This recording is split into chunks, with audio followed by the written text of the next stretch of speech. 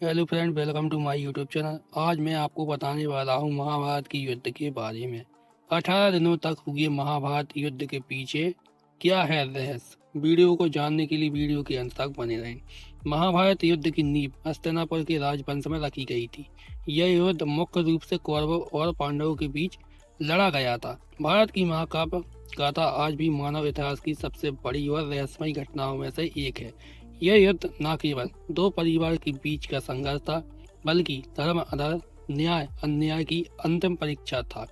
लेकिन क्या आपको पता है कि ये युद्ध 18 दिन तक चला था?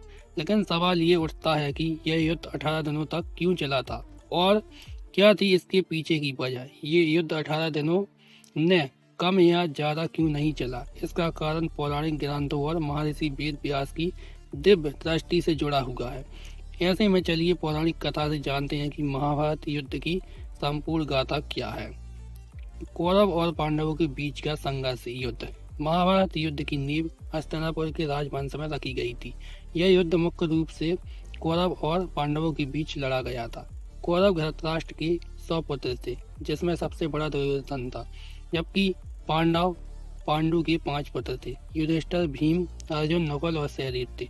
दोनों भाई बहन थे, लेकिन इसार और महत्वाकांक्षा ने उन्हें दुश्मन बना दिया। युद्ध की शुरुआत का मुख्य कारण था घृत कीड़ा यानी जुए का खेल। दुर्योधन के मामा शकुनी ने छल से युधिष्ठिर को जुए में हराया।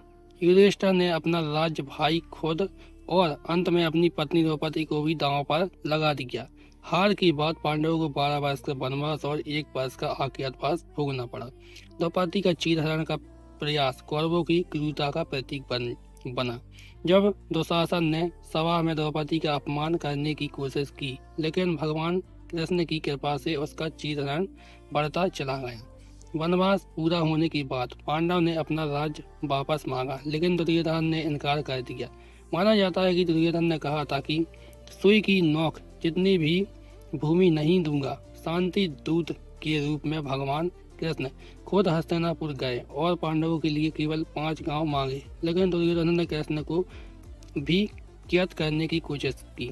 इससे युद्ध अपरिहार्य हो गया। कौरवों की सेना में 11 अक्षौहिणी सैनिक थे, जबकि पांडवों की 7 अक्षौहिणी। दरअसल एक अक्षौहिणी में 21,870 रथ थे, इतने ही हाथी, 65,610 घोड़े और 1,09,350 पैदल सैनिक होते थे। कुरुक्षेत्र के मैदान पर लड़ा गया था युद्ध कुरुक्षेत्र के मैदान पर लड़ा गया, जो आज हरियाणा में स्थित है। यह स्थान धर्मक्षेत्र के नाम से जाना जाता है। युद्ध की शुरुआत कार्तिक मास की अमावस्या को हुई, जब दोनों पक्ष की सेनाएं आमने सामने खड़ी हुई। पांडवों के सेनापति धृतधुम्न थे, जबकि कौरवों के सेनापति भीष्म पितामह थे। लेकिन युद्ध के ठीक पहले अर्जुन का मोह सामने आया और वह अपने गुरु भाई बंधुओं को देखकर धनुष त्यागना चाहते थे। तब भगवान कृष्ण ने उन्हें गीता का उपदेश दिया, जो 18 अध्यायों में विभक्त है। यही 18 की संख्या का पहला संकेत है। 18 दिनों की युद्ध की गाथा। मार्गशीर्ष शुक्ल पक्ष की चतुर्थी को महाभारत का महासंग्राम आरंभ हुआ, जो 18 दिनों तक अनवरत चला। आइए जानते हैं उन 18 दिनों में प्रतिदिन क्या क्या घटित हुआ। पहला दिन। प्रथम दिवस पांडव पक्ष को भयंकर क्षति हुई। विराट नरेश की पुत्र उत्तर एवं श्वेत को शल्य और भीष्म ने मार गिराया। भीष्म ने पांडव सैनिक का भारी संहार किया। यह दिन कौरवों के लिए उत्साहवर्धन और पांडवों के लिए निराशाजनक रहा। दूसरा दिन। द्वितीय दिवस पांडवों को अपेक्षाकृत कम यानी हानि हुई। द्रोणाचार्य ने घृतधुम्न को बारंबार पराजित किया। भीष्म ने अर्जुन और कृष्ण को अनेक बार घायल किया। भीम ने हजारों कलिंग एवं निषाद योद्धाओं को मार गिराया। अर्जुन ने भीम को रोककर रखा। तीसरा दिन। तृतीय दिवस भीम ने घटोत्कच के साथ मिलकर दुर्योधन की सेना को रण क्षेत्र में खदेड़ दिया। तत्पश्चात भीम ने भीषण संहार आरंभ किया। श्री कृष्ण अर्जुन को भीष्म वध के लिए प्रेरित करते हैं, किंतु अर्जुन पूर्ण उत्साह से युद्ध नहीं कर पाते। इससे क्रुद्ध हो श्री कृष्ण स्वयं भीष्म को मारने दौड़े। तब अर्जुन प्रतिज्ञा करते हैं कि वे पूरे मनोयोग से युद्ध करेंगे। चौथा दिन। चतुर्थ दिवस कौरव अर्जुन को रोक न सके। भीम ने कौरव सेना में हाहाकार मचा दिया। दुर्योधन ने अपनी गज सेना भीम को मारने भेजी, पर घटोत्कच के सहयोग से भीम के समस्त हाथियों को मार गिराया। अर्जुन एवं भीम का भीष्म से घोर संग्राम हुआ। 5वां दिन पंचम दिवस भीष्म ने पांडव सेना में खलबली मचा दी। उन्हें रोकने अर्जुन एवं भीम ने युद्ध किया। सत्य की द्रोण को रोके रखा। भीम ने सात्यकी को रण से भागने पर विवश कर दिया। 6वां दिन षष्ठम दिवस दोनों पक्ष में भयंकर संग्राम हुआ। दुर्योधन क्रुद्ध होता रहा, किंतु भीष्म उसे आश्वस्त करते हुए पांचाल सेना का संहार कर डाला। 7वां सप्त दिवस अर्जुन कौरव सेना पर छा गए। धृतधुम्न ने दुर्योधन को पराजित किया। अर्जुन पुत्र इरावान ने विंद एवं अनुविंद को हराया। दिन के अंत में भीष्म पांडव की सेना पर हावी हो गई। 8वां दिन अष्टम दिवस भी भीष्म पांडव सेना पर प्रभुत्व बनाए गए। भीम ने धृतराष्ट्र के 8वें पुत्र का वध किया। राक्षस अलम्बुस ने अर्जुन पुत्र इरावान को मार डाला। घटोत्कच ने मायावी शक्ति से दुर्योधन को पीड़ित किया। जब भीम ने आदेश पर भगदत्त ने घटोत्कच, भीम, युधिष्ठिर आदि को पीछे ढकेल दिया। दिन के अंत तक भीम ने धृतराष्ट्र के 9 और पुत्रों का संहार किया। 9वां दिन 90वें दिवस दुर्योधन ने भीम से कर्ण को युद्ध में लाने की बात कही। भीम ने आश्वासन दिया कि वे या तो श्री कृष्ण को शस्त्र उठाने पर विवश करेंगे या किसी एक पांडव का वध करेंगे। युद्ध में भीम को रोकने श्री कृष्ण को अपनी प्रतिज्ञा भंग करनी पड़ी और उन्होंने शस्त्र ग्रहण किया। इस दिन भीम ने पांडव सेना का अधिकांश भाग नष्ट कर दिया था। 10वां दिन दसम दिवस पांडव श्री कृष्ण के कहने पर भीम से उनकी मृत्यु उपाय पूछते हैं। भीम के बताए मार्ग पर अर्जुन सिंहखड़ी को आगे रखकर उन पर बाणों की वर्षा करते हैं। अर्जुन के बाणों से भीष्म बाण सैया पर लेट गए। 11वां दिन एकादशी दिवस कर्ण युद्ध भूमि में उतरे। उनके कहने पर द्रोण को सेनापति नियुक्त किया गया। दुर्योधन एवं शकुनी ने द्रोण से कहा कि युधिष्ठिर को बंदी बना लिया तो युद्ध समाप्त हो जाएगा। दुर्योधन की योजना अर्जुन ने पूरी नहीं होने दी। कर्ण ने पांडव सेना पर भारी संहार किया। 12वां दिन द्वादश दिवस युधिष्ठिर को बंदी बनाते हुए शकुनी एवं दुर्योधन अर्जुन को युधिष्ठिर से दूर भेजने में सफल हुए, किंतु अर्जुन समय पर पहुंचकर युधिष्ठिर को बचा लेते हैं। 13वां दिन त्रयोदश दिवस दुर्योधन ने राजा भगदत्त को अर्जुन से युद्ध लड़ने के लिए भेजा।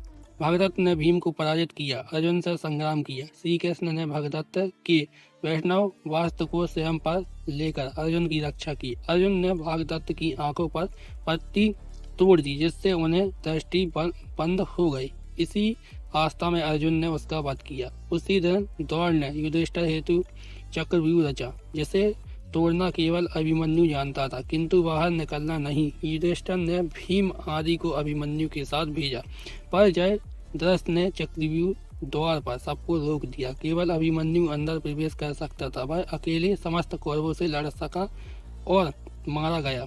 पुत्र अभिमन्यु का अन्यायपूर्ण वध देख अर्जुन ने अगले दिन जयद्रथ का वध करने की प्रतिज्ञा ली। असफल होने पर अग्नि समाधि की घोषणा की। 14वें दिन चतुर्दश दिवस अर्जुन की अग्नि समाधि की बात सुन कौरवों ने जयद्रथ को बचाने की योजना बनाई। द्रोण ने जयद्रथ को सेना के श्रेष्ठ भाग में छिपाया, किंतु श्री कृष्ण कृत सूर्यास्त के कारण जयद्रथ बाहर आ गया और अर्जुन ने उसका वध कर दिया। उसी दिन द्रोण ने द्रुपद एवं विराट को मार दिया। 15वां दिन पंचम दस दिवस पांडवों ने छल से द्रोण को आत्म अश्वत्थामा की मृत्यु का विश्वास दिलाया। निराश द्रोण समाधि में लीन हो गए। इस अवस्था में धृतधुम्न ने द्रोण का सिर काट कर उनका वध किया। 16वां दिन शोषण दिवस कर्ण को कौरव सेनापति बनाया गया। इस दिन उसने पांडव सेना को भयंकर संहार किया। कर्ण ने नकुल सहदेव को पराजित किया, किंतु कुंती को दिए वचन से उन्हें जीवित छोड़ दिया। भीम ने दुशासन का वध किया और उसकी छाती पर रुधिर पिया।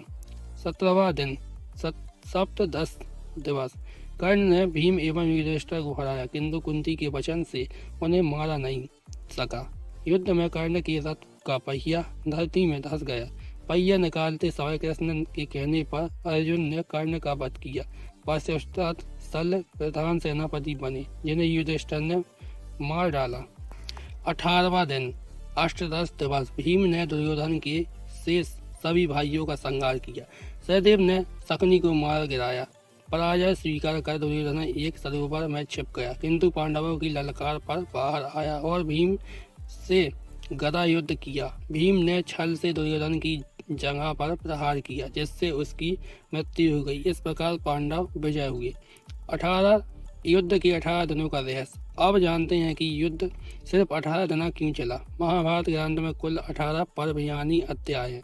महर्षि वेद व्यास ने अपनी दिव्य दृष्टि से भविष्य में होने वाले युद्ध को पहले ही देख लिया था। युद्ध होने से पहले ही उन्होंने गणेश जी की मदद से ग्रंथ रचा। गणेश ने इसे 18 दिनों में लिखा, एक दिन में एक पर्व। ऐसा माना जाता है कि ग्रंथ की हर पर्व में वर्णित घटनाएं ठीक वैसे ही युद्ध में घटी, यानी पहला पर्व पहले दिन और इसी तरह 18वें दिन में दुर्योधन की मृत्यु। भगवान कृष्ण ने अर्जुन को गीता का ज्ञान भी 18 दिनों में दिया। युद्ध के अंत में सिर्फ 18 लोग बचे। यह 18 की संख्या ब्रह्मांड की रचना से जुड़ी है। 18 पुराण, 18 विद्या आदि। व्यास जी ने ग्रंथ को युद्ध की भविष्यवाणी के रूप में रचा और वास्तविक युद्ध ठीक उसी आधार पर चला। अगर आपको मेरा वीडियो अच्छा लगा हो तो वीडियो को लाइक कीजिए, चैनल को सब्सक्राइब कीजिए और वीडियो को शेयर कीजिए।